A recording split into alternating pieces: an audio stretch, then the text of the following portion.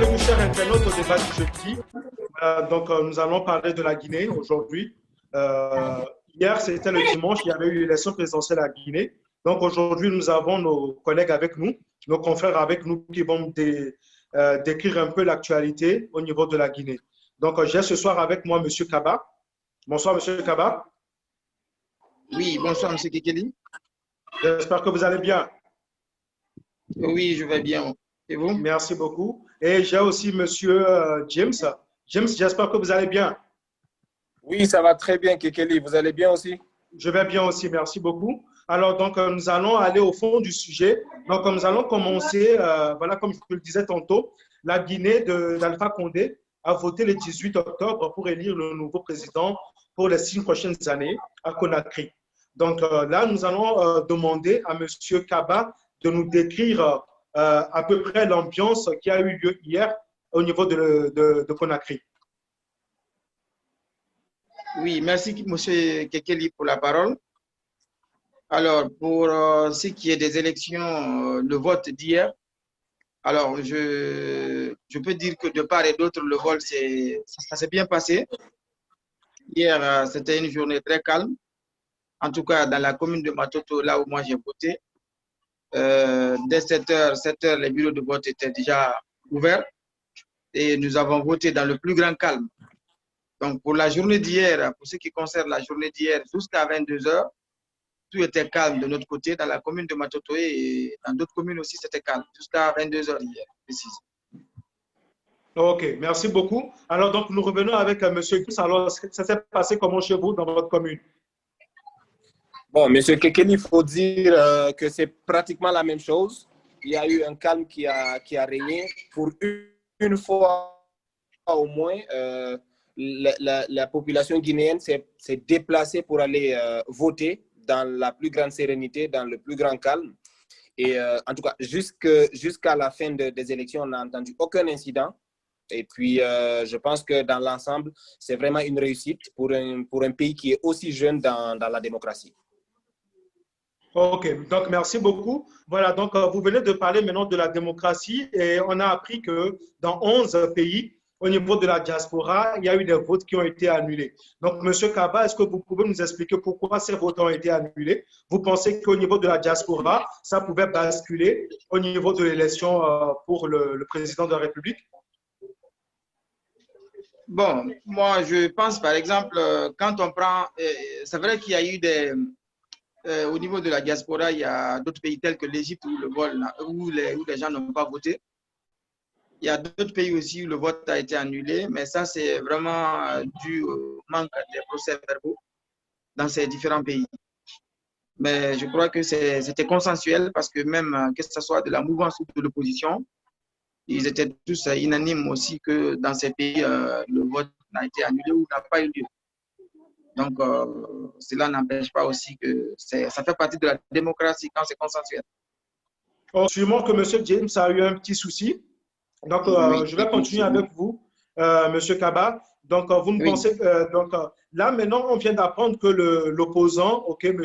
Cellou Dalein, est en train de s'autoproclamer. Est-ce que vous ne pensez pas que ça peut être une jurisprudence par rapport à cette élection? Justement, c'est pas étonnant. C'est pas étonnant depuis avant les élections. D'abord, si on remonte à la source, vous savez qu'il y a eu les élections législatives où qu'on appelle l'opposant Cellou Dalein était membre du FNDC et le FNDC qui lui était opposé à la nouvelle constitution. Alors, M. Cellou Dalein Diallo, le président qu'on appelle de l'UFDG, qui était contre la nouvelle constitution, a carrément trahi l'UFDG pour se présenter aux élections présidentielles.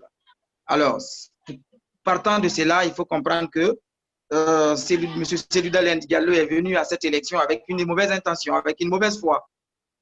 Et sinon, s'autoproclamer, c'est essayer le cas c'est-à-dire, il veut imiter le cas de la Côte d'Ivoire, c'est-à-dire ce qui s'est passé avec Laurent Gbagbo et Alassane Ouattara. Il joue sa dernière carte, c'est pourquoi il s'est autoproclamé. Mais comme vous pouvez le constater, Le gouvernement était déjà alerté, le peuple conscient était déjà alerté. C'est-à-dire, ce qui se passe actuellement était connu d'avance par tout le monde, ce n'est pas étonnant. Et c'est pas, les manifestations sont de part et d'autre, mais ce n'est pas seulement, c'est pas partout en Guinée, c'est seulement dans les fiefs de l'opposition sénégalaise, notamment dans la commune de Ratoma. OK. Merci beaucoup pour votre analyse. Donc, vous ne pensez pas que Cellou Dalein peut pouvoir gagner cette élection? Non, vous savez, c'est trop tôt de le dire qu'il peut gagner ou pas. De toute façon, pour le respect de la démocratie, quand il y a des élections, une élection qui a été organisée par la CENI, qui est indépendante, qui n'est pas membre du gouvernement, qui est composée qu'on appelle des partis, qui est composée par la mouvance et par l'opposition, c'est que pour le respect d'abord des représentants de l'UFDG au sein de la CENI, Cellou Dalein ne devrait pas s'autoproclamer. Donc, on doit attendre que la CENI prononce là-dessus. OK. Maintenant, selon les sondages, on vient d'apprendre normalement, selon les indiscrétions, que M. Cellou Dalein il est en tête au niveau du dépouillage. Est-ce que vous avez aussi cette information de votre part? Bon, l'information, moi, je le démentirais parce que la CENI a commencé par proclamer les résultats dans les fiefs de l'UFDG, qui est notamment la commune de Ratomon, la Moyenne Guinée. Mais c'est maintenant, la CENI va commencer à proclamer les résultats des autres fiefs, c'est-à-dire la Haute-Guinée, la Guinée forestière. Mais pour dire que Cellou Dalein est en tête, c'est archi faux. Il n'est pas en tête. C'est seulement les résultats par bureau de vote que la CENI proclame pour le moment. Il n'est pas en tête, mais... Donc, mais ce sondage n'est pas fondé. Quand même, selon les informations, ce que la CENI vient de normalement de proclamer, c'est M. Cellou Dalein qui est en tête. Non, non, il n'est pas en tête. Vous pouvez vérifier les résultats. Donc, qui est en tête alors? Largement, c'est le président Alpha Condé qui est en tête. OK. D'après les informations que nous possédons. OK, maintenant, selon vous... N'oubliez pas aussi qu'il y a beaucoup de sites en Guinée qui sont au service de l'UFDG. Donc, ils peuvent, comme le président l'a dit lors des campagnes, qu'il y a trop de fake news en Guinée. Et c'est qu'on appelle, ces informations de mauvaises sources viennent également du côté de l'UFDG. OK. Maintenant, selon vous, vous pensiez que si il advenait que le professeur Alpha Condé perde les élections, vous pensez qu'il pouvait passer la main facilement comme ça? Oui, comme il a dit que il est le Mandela de la Guinée, n'oubliez pas que lui, s'il est passé d'abord, si d'abord il a modifié la Constitution et il a soumis la Constitution au vote, c'est parce qu'il s'est rendu compte ou il sait que le pouvoir appartient au peuple. Donc, c'est au peuple de Guinée de décider le prochain président de la Guinée. Et nous, en tant que militants du RPG, nous souhaiterons que ce soit le président Alpha Condé.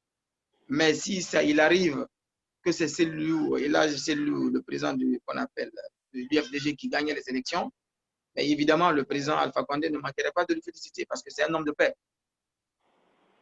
OK. Donc, vous pensez que le professeur Alpha Condé peut passer la main facilement comme ça pour son opposant?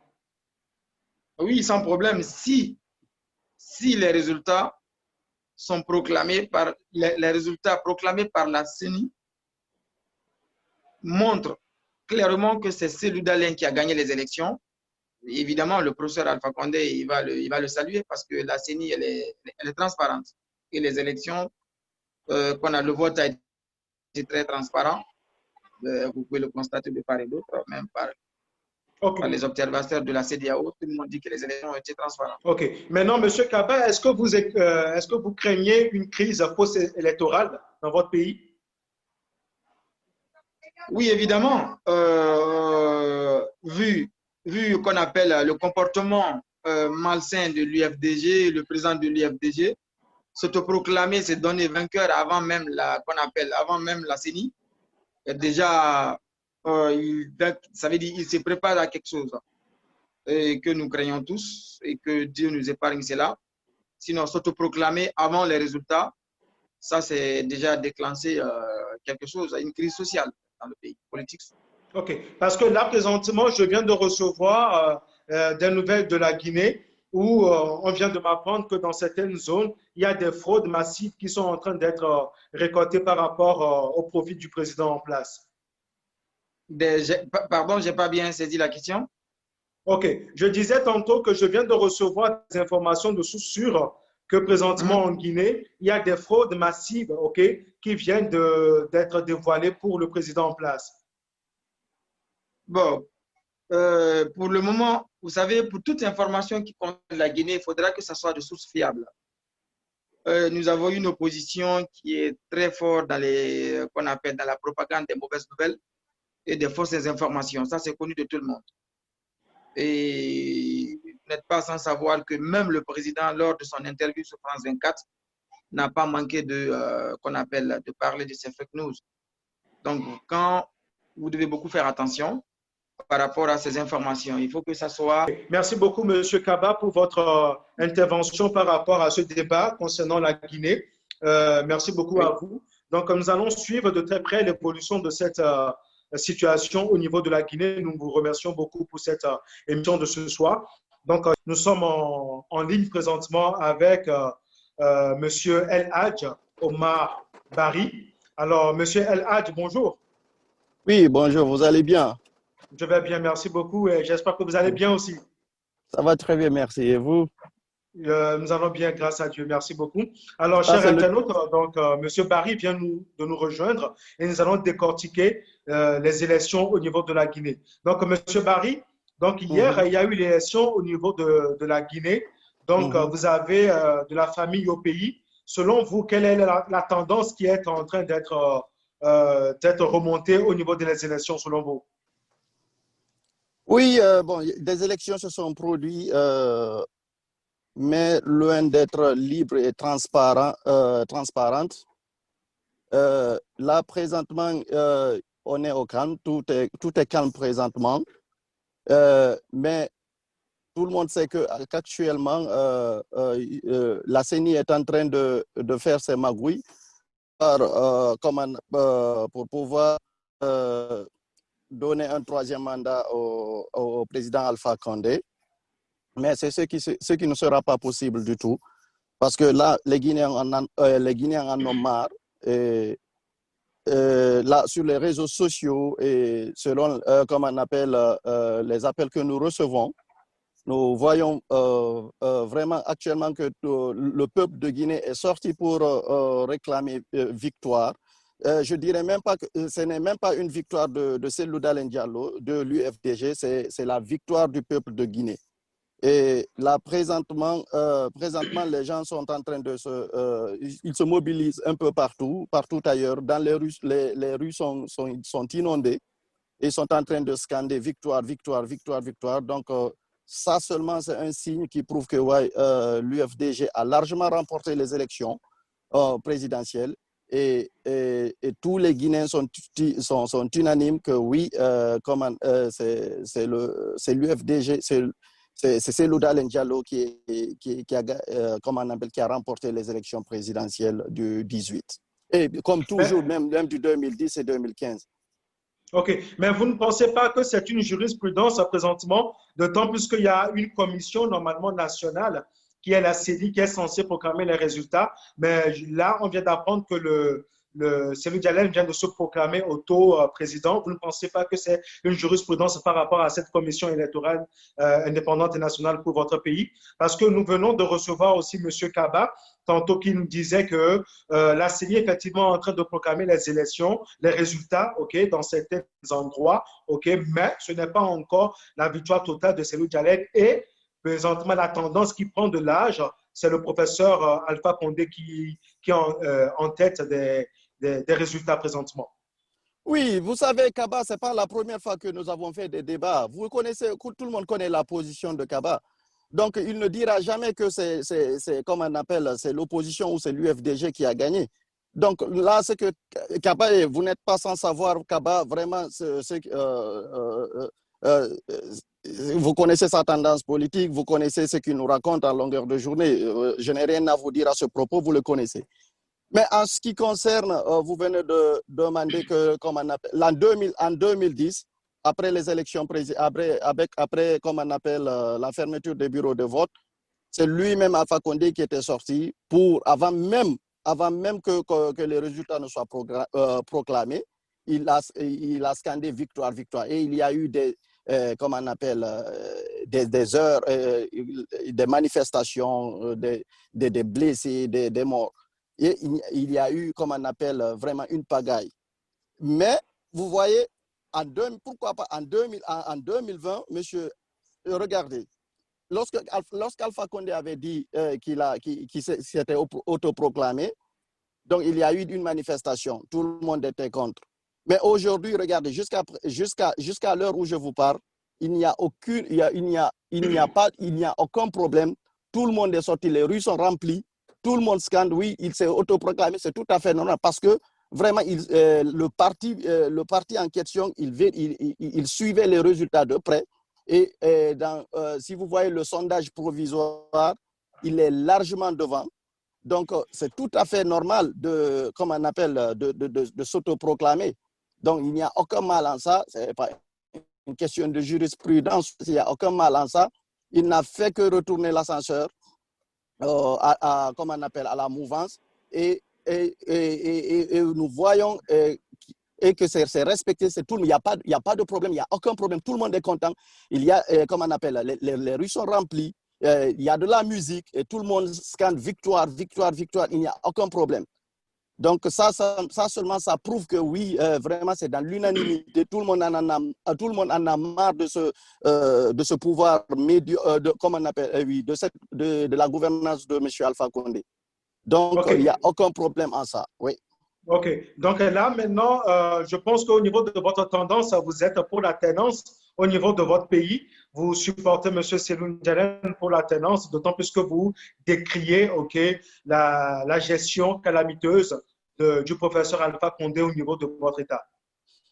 Mais bien sûr, comme on appelle, il voulait partir aux élections. Nous sommes partis aux élections. Maintenant, on a vu, il a été sanctionné par le peuple de Guinée.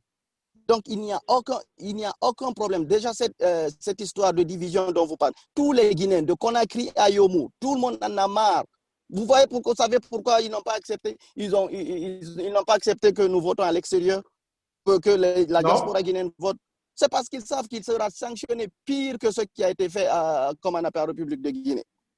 Donc, Alpha Condé, c'est le président le plus détesté de la République de Guinée, je vais vous dire. Donc, il n'a rien. Déjà, lors de la campagne présidentielle, il n'a aucun bilan à présenter aux Guinéens. Vous croyez que les Guinéens sont fous? Ils ne sont pas fous. Il n'a rien fait. Il s'assoit à ses couturiers pour faire, comme on appelle sa campagne présidentielle, depuis quand vous avez vu cela. Hein? Il n'a aucun bilan à présenter au peuple de Guinée. Les Guinéens maintenant, actuellement, ils sont conscients. Tout le monde est conscient. De Conakry à Yomou, tout le monde est conscient. Et actuellement, c'est la fête en Guinée. Et je vous dis, si on proclame le résultat et puis on officialise, parce que déjà on sait qu'il a remporté les élections, si on officialise, comme on appelle, sa victoire, vous verrez, les billets vont manquer pour entrer en Guinée pour son investiture. OK. Donc, est-ce que selon vous, vous craignez une crise post-électorale dans votre pays après les élections au niveau de la CENI? Oui, là, je peux dire oui que nous craignons parce que ce monsieur, tout le monde connaît son histoire d'abord, Alpha Condé. Tout le monde connaît son histoire. Et là, déjà, nous sommes dans un... tout le monde, oui, il y a la crainte, je peux dire qu'il y a la crainte, mais il ne faut pas aussi avoir peur à ce point, parce que déjà, il n'y a aucun problème, à moins que ces milices, il y a une chose, si la CENI respecte comment on appelle, respecte la voix du peuple, s'il respecte la voix du peuple, s'il respecte les résultats issus des urnes, vous verrez qu'il n'y aura aucun problème. Mais par contre, si on n'arrive pas à respecter, comme on appelle le vote comme on appelle des Guinéens, il y aura des problèmes. Là, il n'y a rien. Là, il y aura un problème. Yeah. OK. Donc, si je comprends bien, M. Barry, est-ce que vous appelez le peuple, OK, à descendre dans les rues après les élections s'il n'y a, pas l'opposant, M. Seloum Jalel, qui a été proclamé?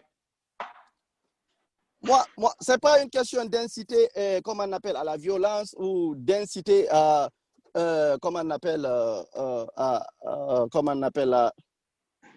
d'inciter, bon, je peux dire d'inciter à la violence, mais moi, si j'étais à la place de ces si on proclame les résultats et que ce ne soit pas moi, parce que tout le monde a vu, je vous assure que je vais inviter tout le monde à descendre dans la rue. Ça, c'est un. Et deuxièmement, vous savez, tous les présidents récalcitrants, les présidents médiocres, les récalcitrants de l'Afrique, il faut une insurrection populaire pour les chasser du pouvoir, comme l'a fait le Burkina Faso, comme l'a fait le Mali. Donc, pourquoi pas la Guinée? Donc, on a longtemps cherché à nous diviser. On a cherché à diviser les Guinéens. Mais je vais vous dire une chose, c'est quand on est faible politiquement, quand on est faible et qu'on n'a pas des idées, comme on appelle, à défendre, et c'est là maintenant que tu te bases tu te bases sur l'ethnie ou tu te bases sur la région pour faire de l'ethnostratégie afin de pouvoir, comme on appelle, diviser le peuple pour pouvoir régner. Donc, ça ne va plus marcher parce que les Guinéens sont matures maintenant. Les Guinéens sont matures. Présentement, nous conjuguons le même verbe. C'est quoi ce verbe? C'est le verbe de dégager Alpha Condé du pouvoir. Un point, c'est tout. OK. Merci beaucoup, M. Barry, pour votre intervention au niveau de ce débat en concernant les élections au niveau de la Guinée. Donc, nous arrivons à la fin de l'émission. Donc, nous allons juste vous laisser un petit mot pour votre mot de fin. Donc, ici, comment on appelle, la seule chose, c'est la dernière chance de tous les Guinéens. Donc, ça, c'est une chance à saisir. Donc, là, présentement, moi, j'invite à tous les Guinéens qui sont sur le terrain, je les invite, si la CENI commence à jouer sur le résultat des élections, j'invite tous les Guinéens de se manifester, de sortir manifester, réclamer leur voix. C'est ça, j'invite les Guinéens de sortir, se manifester. Parce que si nous tous nous sortons, si c'est une seule communauté qui sort, rien ne va, c'est que nous allons perdre. Mais si tous les Guinéens et Guinéens, s'ils sortent ensemble, ils manifestent, vous verrez que l'armée ne pourra pas, comme on appelle, tuer tout le monde. Ça, c'est un. Et deuxièmement, c'est une occasion pour l'armée guinéenne de se racheter. Parce que je peux vous dire qu'il n'y a pas une bonne entente entre la population et l'armée guinéenne. Donc, c'est une occasion pour la police, la gendarmerie, l'armée guinéenne de se racheter en se ralliant derrière, comme on appelle, derrière le peuple de Guinée, afin de pouvoir choisir l'homme qui pourra nous faire sortir de l'ornière. OK. Merci beaucoup, M. Barry, pour votre intervention. Donc, nous souhaitons de passer une très bonne soirée. Merci beaucoup, M. Barry. Merci. Bye. Bye bye. Non, de conclure cette émission. OK, au niveau de la Guinée, c'était une émission juste pour la situation au niveau de la Guinée après les élections. Donc, nous allons revenir là-dessus. Merci.